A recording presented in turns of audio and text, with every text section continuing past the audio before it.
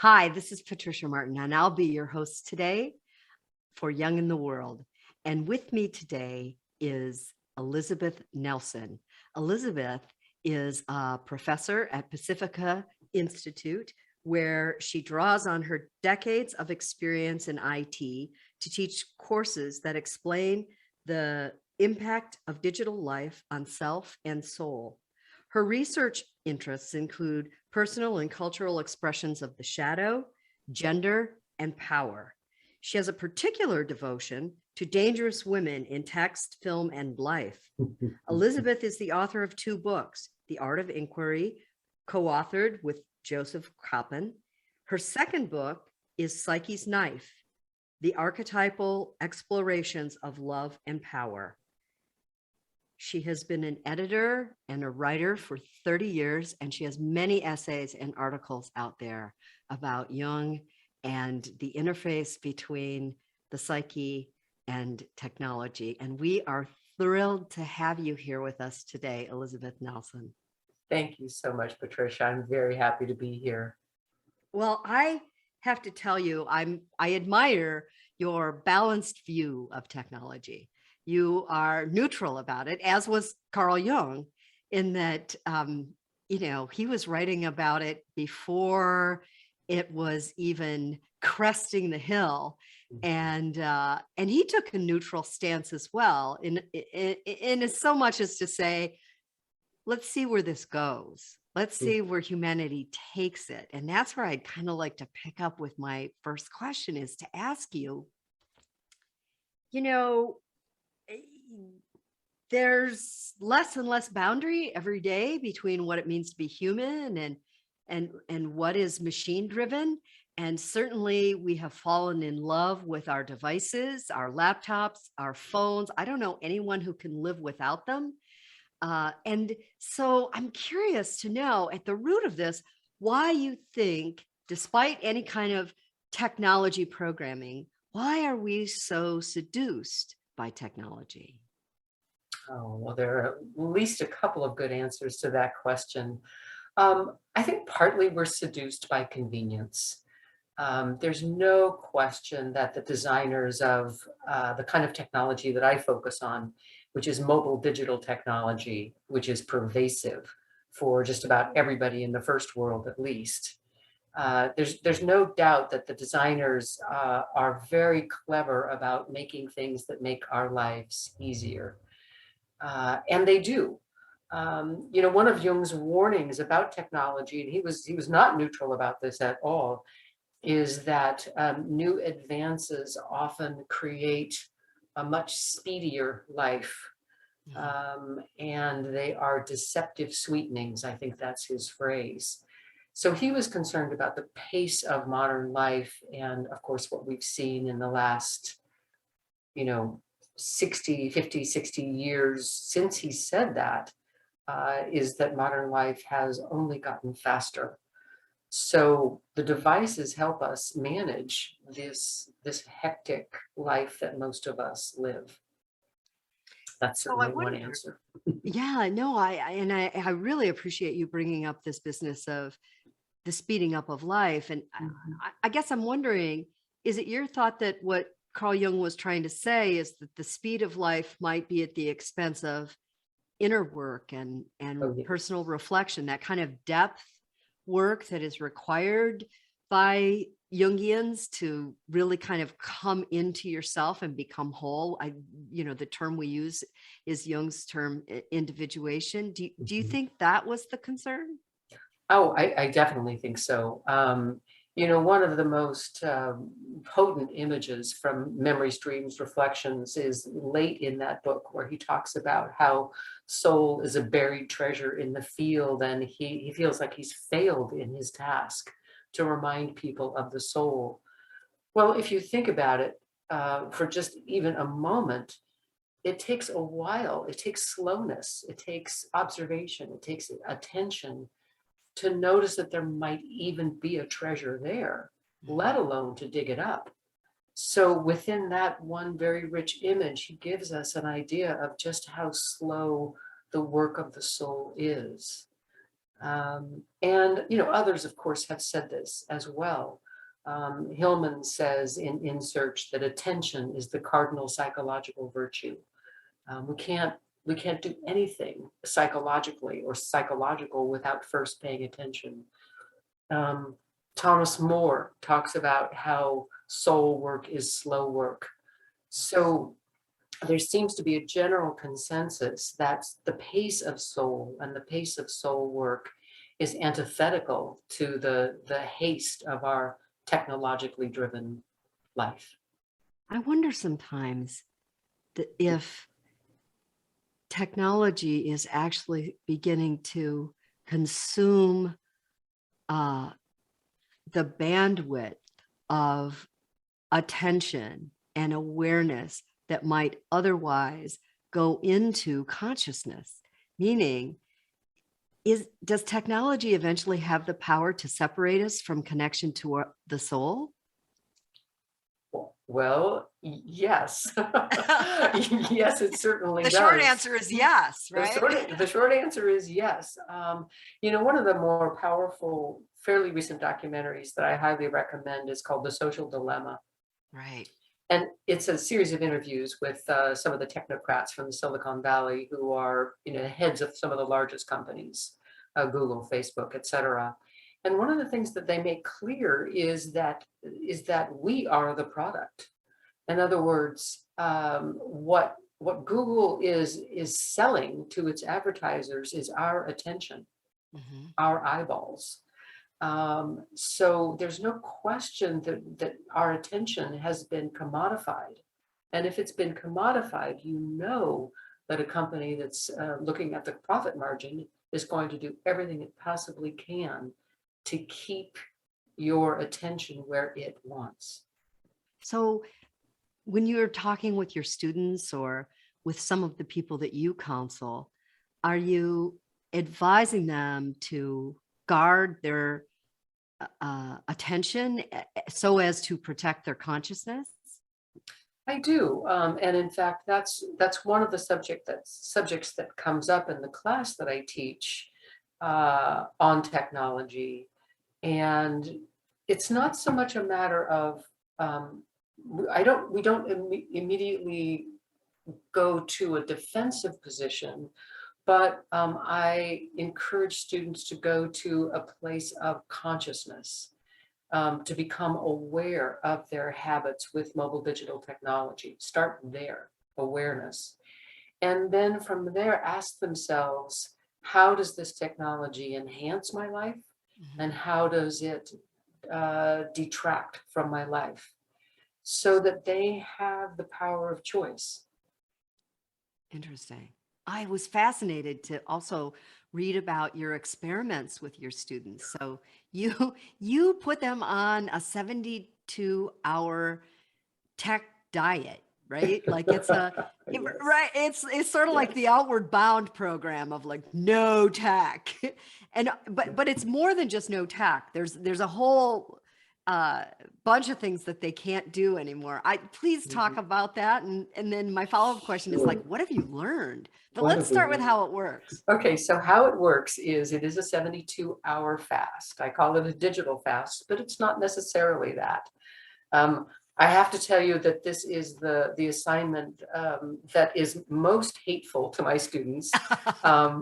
And I've heard not a few of them sort of swear under their breath that they even have to do this. So let me give you just a little bit. So it's 72 consecutive hours. Okay, so like 3 solid days. And they have a choice between attempting not to use any technology at all. The second option is to use technology, but only to use one device at a time, or one program at a time, one app at a time. The third fast, which doesn't have anything to do with technology, but is surprisingly difficult, is to do only one thing at a time. So it's a choice that they have. Very few people are able to give up technology entirely. What they have learned is that technology, mobile digital technology is so interfused in their life that they can't manage their clinical practice without it. They can't manage their calendars without it. They can't go for a workout at the gym without it, because remember, any of the cardio equipment at a gym, for instance, is using all kinds of circuitry. It too is digital. Yeah. Some of them even say, but I can't drive my car. And I realize that's true. Cars these days are about 20 computers loaded into a chassis. You're right. That's what a car is. So it's a remarkable assignment. Some of the students discover that they have to prepare for it for days to even begin the fast. They have to let their clients know, they have to let their friends know, they have to let their family know, I'm not going to be available for text or email, or I'm not going to be posting on social media. It's quite a confrontation. Oh, I can imagine. And now, hearing about this, I'm thinking, oh my gosh, think about all the people you would have to negotiate with to Yes. say, listen, I'm going to be non-responsive for quite a while. How habitual it is for us to send, kind of micro messages all day long to the people in our inner circles. So what have you learned from watching people go through this? Have you arrived at any conclusions? Well, I certainly have. So I started teaching this course in 2014. So that's 8 years ago. And I noticed that the resistance to the idea of the digital fast was much less in the early years, 2014, 2015. The resistance has grown considerably stronger over the last few years, where students will actively declare that they cannot live without their technology. They simply can't. On the other hand, what many of them report is a new sense of peacefulness, a new sense of eco-awareness, a sense of being a person, an embodied person in the world, on the earth. For many people report little things like food tastes better. Instead of going to the gym, they go for a walk in the neighborhood and they notice more things. Instead of listening to music or scrolling through social media as a distraction while they're in line someplace, grocery store, post office, wherever that is, they're paying attention to the people in line with them and what else is happening. So there's a quality of attention that profoundly changes for them when they are in the middle of this fast.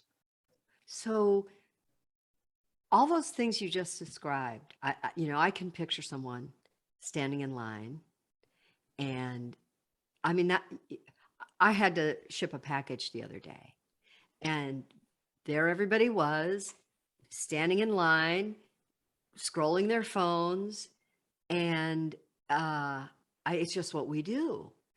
And this preoccupation with staying engaged somehow with the device is, some people say, well, it's just lazy, but the reality is we're doing it. And so we're not, what you're seeming to be learning is that the things that really do make us human, so paying attention, observation, a kind of assessing our surroundings, and being a sentient being is fogged by an over-reliance on technologies. Do I have that right? You absolutely have that right, and I would say more than sentience, it's being an embodied being on the earth, with everything that means, being our creaturely self, our animal self. We're alienated from our animal existence. But it's more than just a habit. For many people, it has risen to the level of addiction. And many of my students report that they find themselves sort of unconsciously reaching for their smartphone, for instance, uh, as a self-soothing gesture. Mhm. It's a way of avoiding some of their deeper feelings that might arise while they're at the post office in line waiting to mail a package. Um, and they're very the end result of this experience for the students is, first of all, incredible relief that they can use their devices again. They're so happy that the fast is over, understandably so. And then new awareness about how using sort of an addiction to devices, mobile digital devices, is like placing a set of blinders, not over just their eyes, but over their entire bodies. Oh, wow. So there's a somatic Absolutely. function of being human that is also suppressed through Absolutely. an overuse of personal technologies. Wow. Yes. Without question. Wow. Without question. Yeah. So if you take the long view of this, being a Jungian, how do you see people who do want to accomplish the work of the internal life? And I believe that Carl Jung thought that our ability to reflect was actually an instinct. So you know we want to do this, but we're preventing ourselves, we're thwarting ourselves from doing this. What's your long view of this? Is this just going to keep on going faster and faster, and humans are going to have no say in this? Or what's your thought? Well, I mean, I suppose that there are, a couple of potential scenarios. If you listen to somebody like Ray Kurzweil, Mhm. who is a very well-known futurist, he embraces the idea of the post-human, the 21st century cyborg, with a great deal of enthusiasm. He does see that as the next step in our evolution. The idea that, that we can eventually dispense with the body and become, for all intents and purposes, immortal. That is a terrifying thought to me, for all kinds of reasons. Um, Wait. Now, hang on. That was so juicy. I have to know. Why is that so terrifying? well, all I have to do is think back to what the Greeks knew about getting close to the gods and what happened to any human being that, presumed to even look at a god, let alone become a god. Right? We have the story of Semele and Zeus. He offered to grant her any wish that she wanted, and she said, "What I want is to really see you, in all of your divinity." And because he had promised, he had to keep his promise. And so what happens? He shows himself to her, and she's, instantaneously burnt to a crisp. Oh, Right? So the right. gulf between human and divine is something that's supposed to be maintained. And Mhm. Kurzweil's idea that we can somehow become immortal, cross that divide, um, it's just terrifying. Well, we have the It's technology. We'll get there. But should we get there is really what you're asking. But I'm fascinated also yes. with this idea of you raising mythology, because my understanding for Jung, and I'm kind of tapping into Murray Stein here about pursuing folklore and mythology, is that it was kind of a shared need in the collective unconscious. So we projected those stories because we needed them to survive. There are lessons in those stories that are useful to us, as a race, as a people. And I just wonder if that is so, then is not the internet and its vastness, people now refer to it as a digital culture, is it not a projection of the unconscious, of the collective unconscious? Oh, well, I think you could see it that way, certainly. And the word that I like to use, the phrase that I like to use when I think about it as a projection is in a little bit of antiquated term, the World Wide Web. Oh, yeah. So that immediately presents an image of the world connected in something vast and whole. And also, if you think about spider web, webs are very, very sensitive.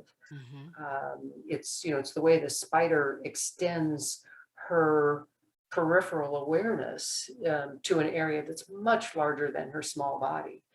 So if we think about the World Wide Web as this sensitive medium in which all of us are profoundly connected, sending and receiving messages to each other all of the time at a magical speed. Right.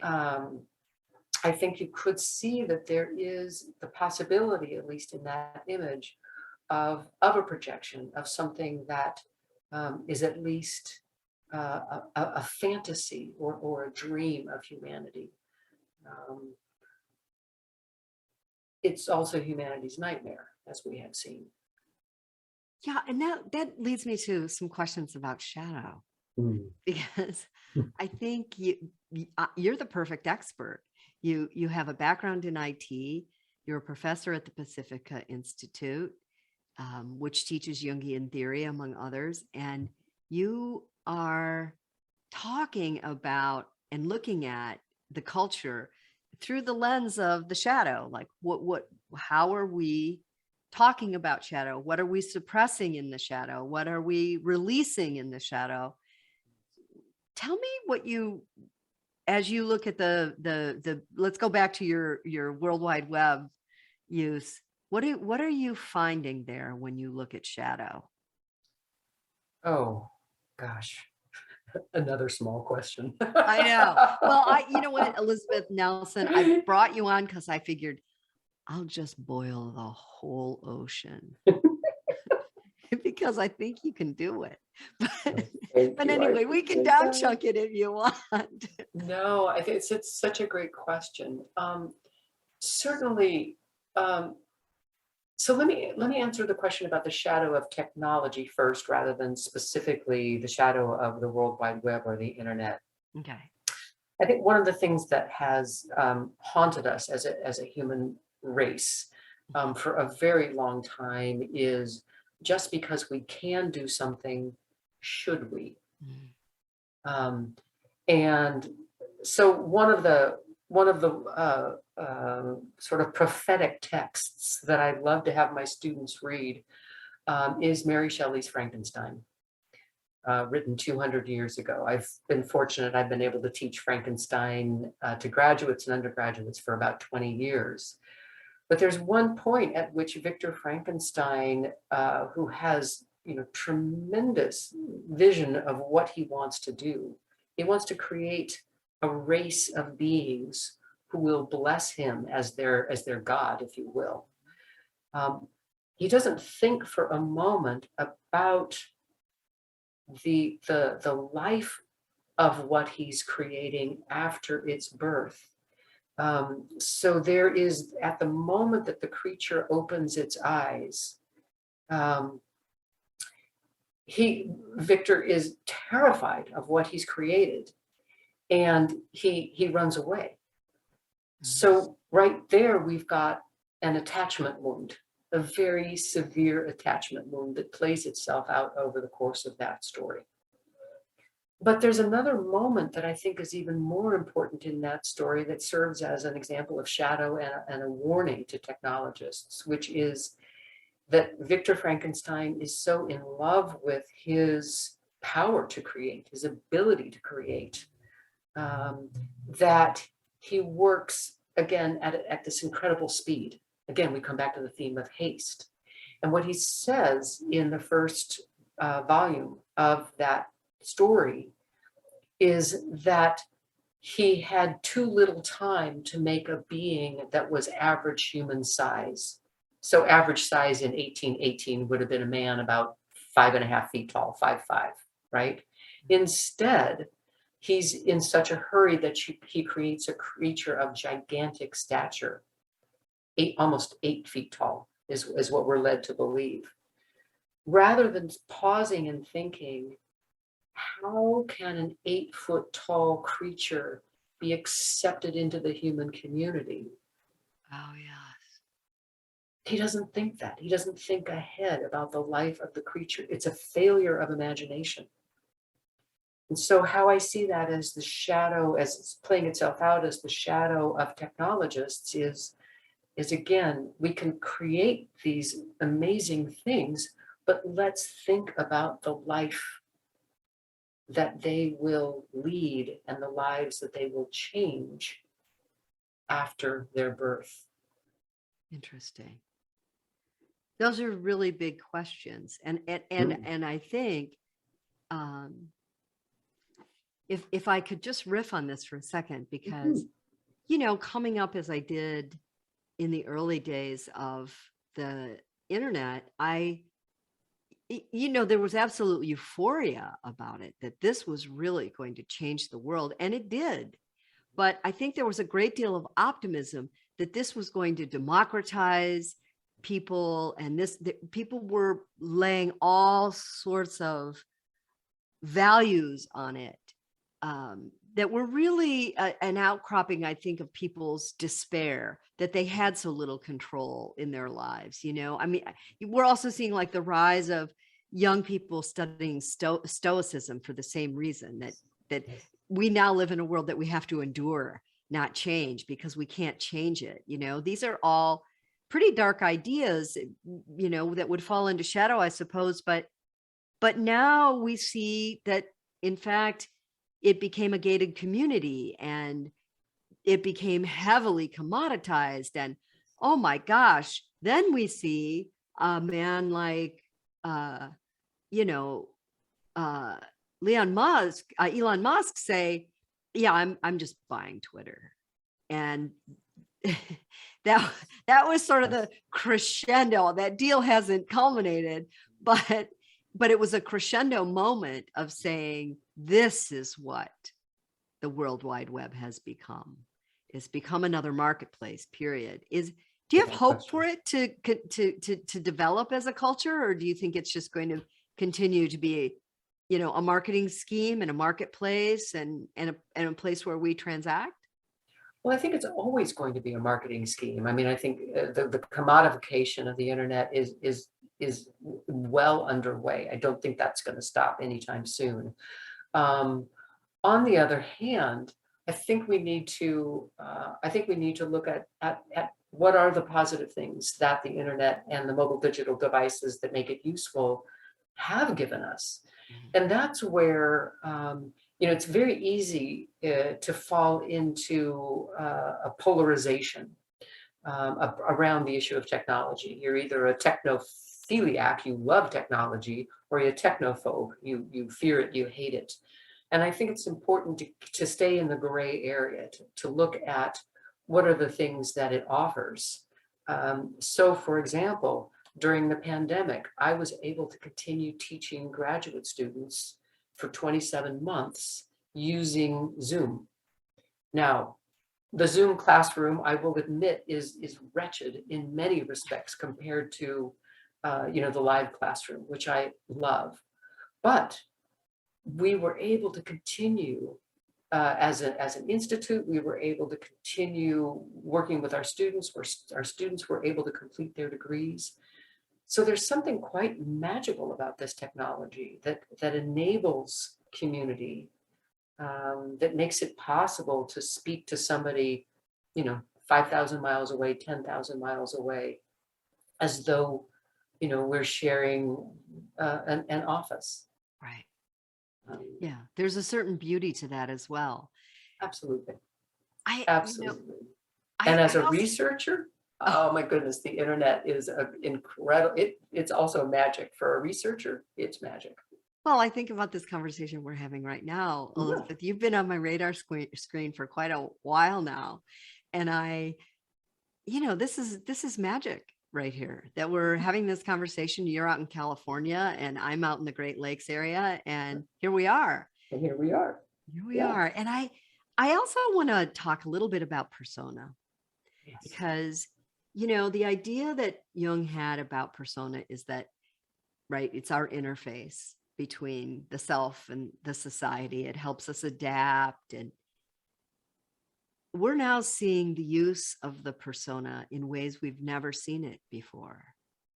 So it's writ large. We're on multiple platforms, most of us. We're putting out, a variety. There are multiple selves that we have a wardrobe of selves.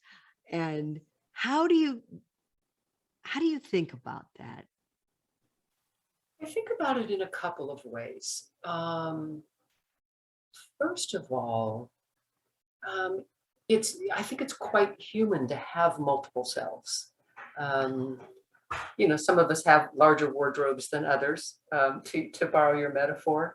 But the persona is a way of adapting to social circumstances in a way that's truly helpful.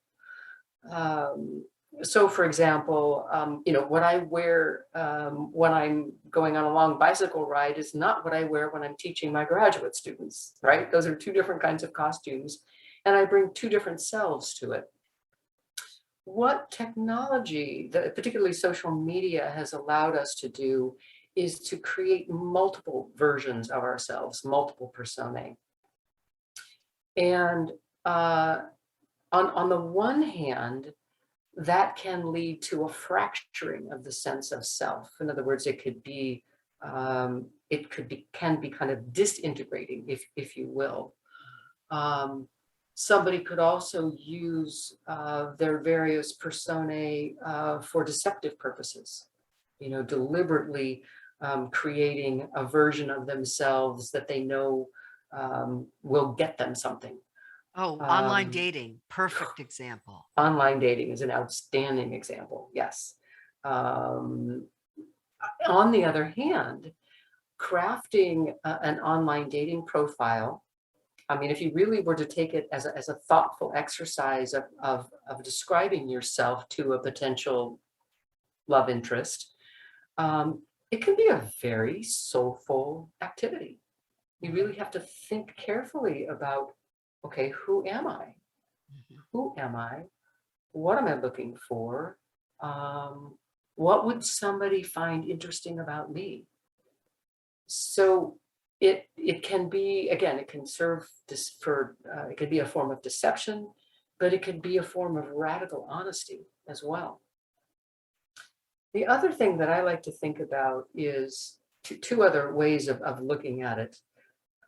So the shadow of personae and social media is the idea that we are supposed to create a curated life, that it has to look a certain way. We have to look a certain way for popularity, social acceptance, et cetera. And that can be not only coercive, but honestly, it can be deadly because it can be shaming. So we see, especially among young people, adolescents who are at a stage when they're exploring all kinds of identity issues. If they feel intense pressure to be a certain way and they're not that way, it can create, all kinds of agony, personal agony for them. On the other hand, playing with multiple persona via social media might be a way for them to experiment, like trying on different costumes. Let's see what is fitting, what fits, what feels fun or comfortable or real. Yeah, you know what? I've been fascinated with this for about a decade now, and that's very consistent with what I'm finding, is that the people who are using it consciously are able to explore. It's almost like you can prototype a self. And people who are using it unconsciously are feeling more fractured. If and I'm painting a broad brush here, but those are the two buckets I think it falls into. And I'm wondering, when you teach Carl Jung to young people, whether they be graduate students or undergraduate students, where are you finding the sweet spots of his relevance? Well, the students really get the concept of the shadow, Do they? and they really understand persona without question. I'm thinking particularly, undergraduate age students, 18 to 25. Mhm. They also understand how entire cultures have a persona that can be coercive. So they understand the idea of shadow and persona at a cultural level, Mhm. at a political cultural level, which I think is fascinating. Um,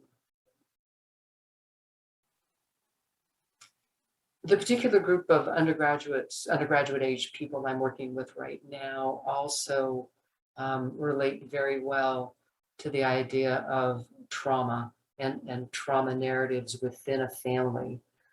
Um, one of Jung's statements, I paraphrase this a little bit, but one of the statements that gets their attention in a very big way is that the biggest influence on a child's life is the unlived life of the parent. Oh, Now, Freud basically said this too, and Jung said it in a couple of different places.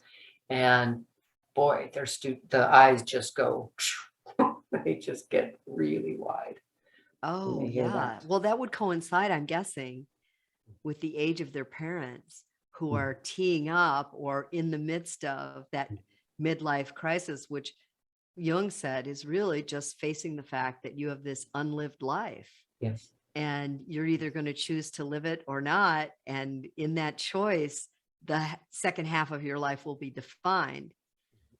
So I can imagine that their eyes flip wide. They do. Yeah, they Yeah. really do. Yeah. I think about that as well in terms of the internet. And if, how many iterations does a human being have now? Like my parents grew up, my dad's trajectory is that he was going to work at the same job and retire at General Motors in Detroit. And that was that. And my mother was going to be a mom and a housewife and, raise kids. And then, she was going to have some hobbies and that was that. And of course, life intervenes and a different story was written for their lives. But I sometimes wonder how many selves do we get in the tech world? How many comebacks do we get? How How many many iterations do we get?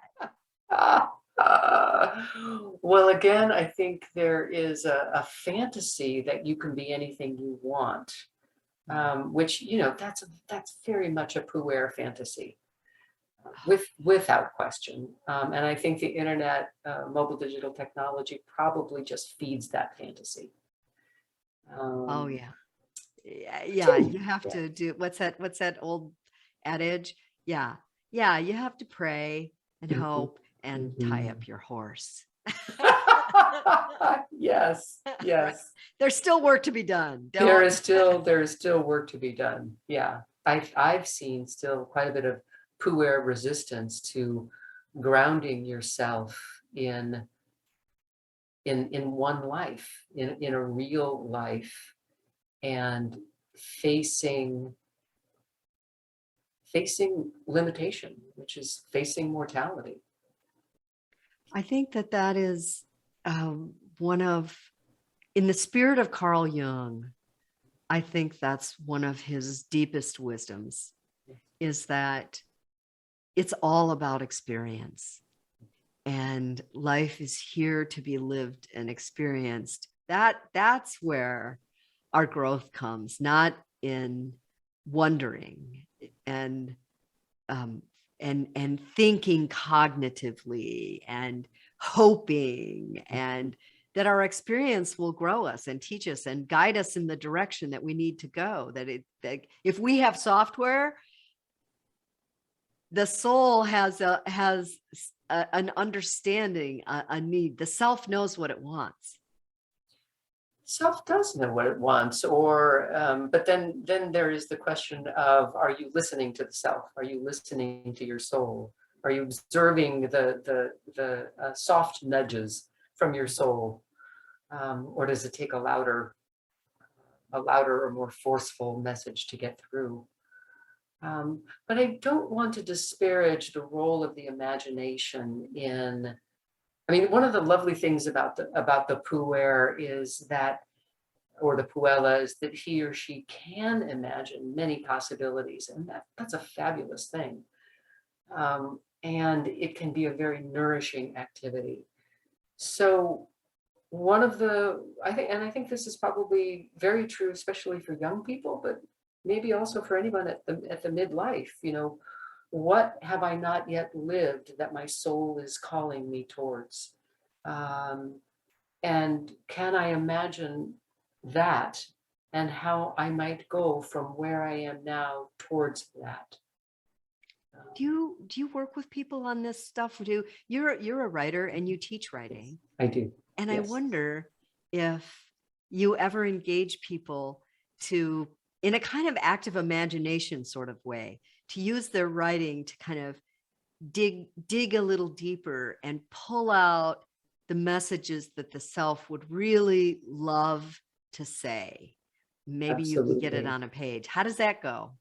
I do it all the time. I mean, one of my favorite tools that Jung called active imagination is indispensable for me when I'm working with authors. Very often in a session with an author, an image will come in, and I'll be aware that there's another figure in the room, if you will, who has something to say about what they're writing. The other thing that I ask authors to do is to look at a piece of writing and identify the images that are already on the page in the prose. And the images usually show up in metaphors. Sometimes they're cliches, no question about that. But the images are there. They're already on the page. It's a matter of taking them seriously in a playful way, seeing the life in the images and who wants to come into the writing process. That is just, it's such an exciting way to work with authors. I was about to say, that sounds fascinating. It's great. I love my work with authors. I can tell you love your work.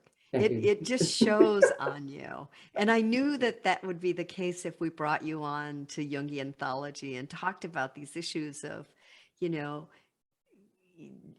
people call it sometimes the post-human age. And I don't know that I'm really post-human yet. I think I'm really wanting to keep my humanity, even though I love technology and I love to study the digital culture. So I want to thank you, Elizabeth Nelson, for sharing your time with us and all of your wisdom that you've collected over these years of being in the tech world and also being in the world in the realm of the theories of Carl Jung. You're very welcome. It's been a delightful conversation, Patricia. Thank you.